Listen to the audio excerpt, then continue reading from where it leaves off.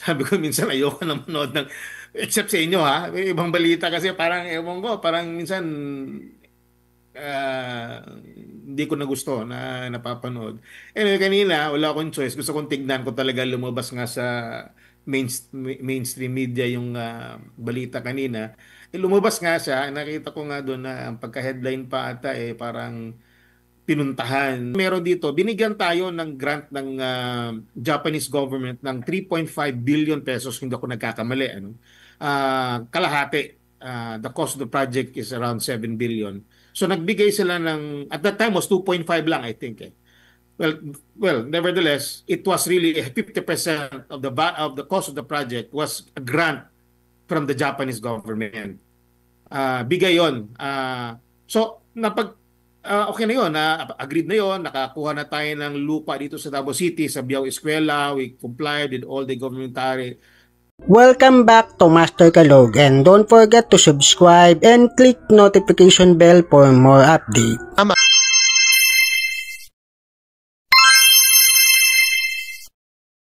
Opo, sir, kung babasahin po natin ang mga komento sa isang balita ngayon kung saan nandyan po pala ngayong araw ang Presidente Bongbong Marcos, init po ang ulo ng mga taga Davao. Bakit po, konsehal? Ano pong nangyari?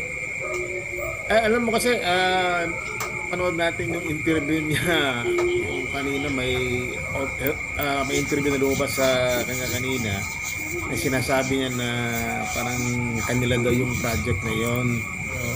Yung nga, doon na medyo sumuma ang loob ng mga taga Davao because alam naman talaga ng mga taga Davao na ang pasimuno talaga ng project na yan ay no less than the former President Rodrigo Roa Duterte.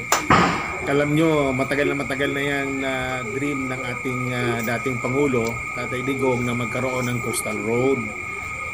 During pa yan sa nagiging mayor pa yan siya. Nung coastal road ay gagawin niya para guminhawa naman ang trapiko sa Davao City. So, yung coastal road na yan, dire-diretso hanggang sa may Arcastillo. At nalaman natin sa mga plano before, supposedly connected yan sana sa Samal Bridge. Ang problema lang, hindi nila ma-connect. Dadaan pa ng Arcastillo, doon aakyat. So, ang mangyayari, kailangan natin ng tulay. Diyan na nga yung Bukana, pati yung doon sa may Santa Ana Ward. Yung Bukana na tulay na yan, kung di ako nagkakamali, nasa media pa ako noon. Ito lang, just to set the record straight. Hindi naman natin tawag nito. Talagang hindi man tayo nagsisinungaling dito. Sinasabi lang natin ang katotohanan. Para lang malaman din ng taong bayan. Kung di ako nagkakamali, 2020 ito hindi pa ako konsehal noon, nasa media pa ako noon.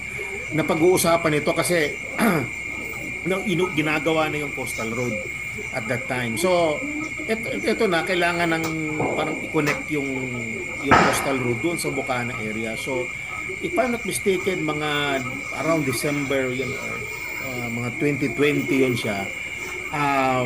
Yung Chinese embassy, hindi ako Chinese embassy together with the DPWH, parang nagkaroon ng agreement, no? Parang binigyan ng grant, kung nagkakamali. Grant ito hindi naman ito pautang. Parang pagkaalam ko correct me if I'm wrong. Parang binigyan ng Chinese government, binigay yan ng Chinese government sa Davao City sa panahon ni Tatay Digong para gawin yung tulay niyan. No, kaya nga tuwang-tuwa tayo dahil sa wakas magkakaroon na tayo ng tulay diyan sa may Bukana at malaking alibyo yan sa takbo ng trapiko sa Davao City. Ang medyo kinasasama lang ng loob natin is hindi man lang na-mention, no? Sinasabi kasi niyang legasiya, part of the legacy, it should be part of the legacy of the former president. Not of his legacy. With due respect to the president, hindi naman talaga kanya yan. No, hindi naman talaga, nagkaroon lang, ginawa lang yan, panahon ng kanyang administration maybe, but it doesn't mean that he was the one who started it. He was not the one who started the ball rolling, kumbaga, so to speak. So, hindi talaga siya kanya. Well, siya ang presidente ngayon, pwede niyang sabihin na sila ang nag-implement, o sa panahon nila ginawa yan, pero to be honest to the people, at alam naman siguro din niya yan, na talagang tinulong niya ng China, government ng China, sa Davao City, panahon ni Tatay Digong as president. Ang nakakapagtaka lang, MJ at Admar, wala akong nakita kanina. Hinahanap ko ang mga kinatawan ng Chinese Embassy kanina doon sa sinasabing inspeksyon. Kasi kung talagang binibigyan niya ng yung tawag nito weight, no, ang proyekto na yan, the proponents should be acknowledged, no? Kasali dyan ang government ng China, sila nagbigay niyan, sila ang tumulong sa atin yan. So nagtataka kami kanina, bakit wala rin kinatawan ang Chinese Embassy doon? Parang bigay respeto lang sana, no? Doon sa tumulong. Actually, sa pagkakaalam ko talagang bigay yan ang Chinese government. Pera lang China yan. Sa pagkakaalam ko correct me if I'm wrong. No? So, yun ang sentimento ng mga kababayan. Hindi lang ako, marami. Kung basahin niyo yung mga comment, ang iba, masama tayo loob. Iba mga medyo masasakit pang sinasabi nila tungkol dun sa interview, no, with the president. So yun lang ako, MJ, na we just like to inform the public that it was the former President Rodrigo Duterte who started that. And nabuo yan noon. I think kung di ako kakamali, ang around $60 million, no?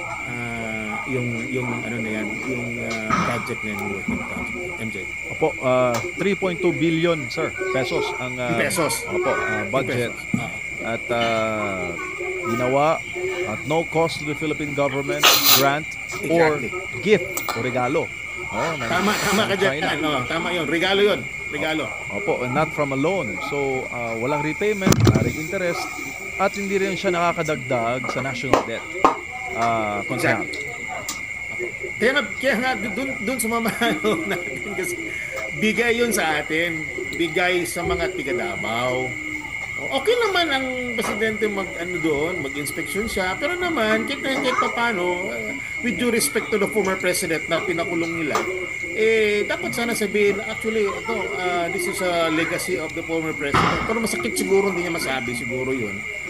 Siyempre, politically, baka hindi niya talaga sa Bisaya pa, hindi niya malitok, hindi niya masabi yung mga words na yan. Pero alam niya yan, I think the president knows that, hindi sa kanya yan, kay Tatay Digong yan, at nabuo yan, at napirmahan yan, agreed upon yan during the time of the incumbency of the former president, Tatay Digong. And as you said nga, and na-confirm talaga, it's really a grant, bigay yan. Kaya nga kanina, I was expecting that nandun ang mga kinatawa ng Chinese Embassy. But unfortunately, wala talaga ako nakita. Wala ako nakita ang mga members ng consular office doon.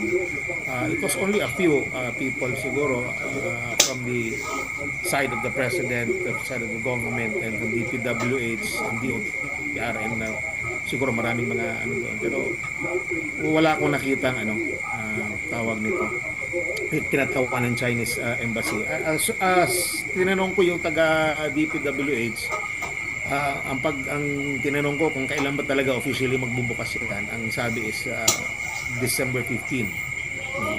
December 15. Tapos ito ata ang magbibigay alibyo ng trapiko diyan, yung dumadaan sa may Bolton Bridge at Governor Generoso Bridge sa Bangkiruhan, at yung dadaan doon sa may Rojas Avenue, habang hindi pa ata makumpleto yung doon sa may Santa Ana Ward. But again, this is really a welcome development, no, sa taga Davao. Kaso lang yun nga, kita kay Digong ito. Opo. Konsehal, bago lang si partner Admar. Sir, kung babasahin mo po kasi yung mga komento, no, sa social media, titignan mo rin yung analytics. To sum it all, ang comment ng tao, kung magbubulit summary tayo, rubbing salt into the wound yung nangyari, na parang may sugat na nga kasi nga ang Davao City, ang buong Davao region, mahal na mahal ang dating presidente, tapos nagpunta pa dyan ng presidente ngayon, tapos ito ang ginawa niya. Panstula daw pinapahiran ng asin yung sugat sa puso ng mga Dabawenyo. Anong masasabi mo doon, sir, sa komento? Totoo yan. Sa balita pa nga kanina, sa nanonood ako ng TV, kaya nga sabi ko minsan ayoko na manood ng, except sa inyo yung ibang balita kasi parang parang minsan hindi ko na gusto na napapanood. Kanina wala akong choice, gusto kong tignan ko talaga, lumabas nga sa mainstream media yung balita kanina. lumabas nga siya, nakita ko nga doon na ang pagka-headline pa ata parang pinuntahan ng Pangulo ang baluarte ng mga Duterte. Para bang sinasabi nila na para bang napasok, no? Napasok nila. Wala naman talagang problema, pumunta siya dito. No? Hindi lang siguro gusto ng mga tao na makita siya o hindi siya welcome ng mga tao dito. Kasi nung paglipad ng chopper niya kanina, may video sinasigaw Duterte. Pero the point is, magbigay naman ng konting respeto. Alam mo yun, no? Taga Davao tayo. Tapos ang presidente natin doon, si Tatay Digo, and siya rin ang nag-umpisa niyan. Yun lang naman ang hinihingi natin. Konting respeto. Lalo na sa Chinese government. No? Dahil pera nila yon binigay sa atin, sa mga taga Davao, para matulungan tayo, maalibyuhan ang trapiko natin. And yet parang lumalabas pag tinitignan mong interview, talagang parang sila talaga ang nagpasimuno niyang project na yan, legacy projects pa kumbaga, no? Inspection siya, walang ano yan, hindi yan ghost. Kitang-kita yan at hindi yan substandard. Talagang napakagandang pagkagawa niyan. Kaugnay sa mga impormasyon na inyong nalaman at sa mga issue na kaakibat nito, mahalaga ang inyong opinion at katwiran. Don't forget to subscribe, like, and share. Thank you for watching.